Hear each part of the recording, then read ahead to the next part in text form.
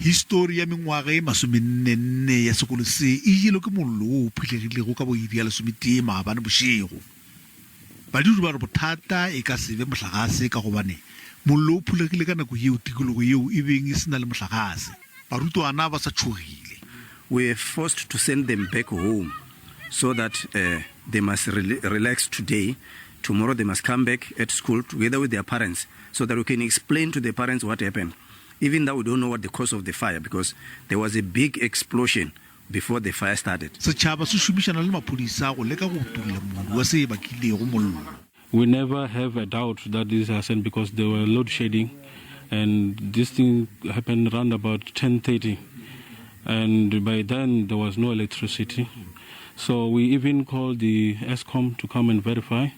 They go to check on the earth leakage, they test it, and then the other classrooms, the lights were on.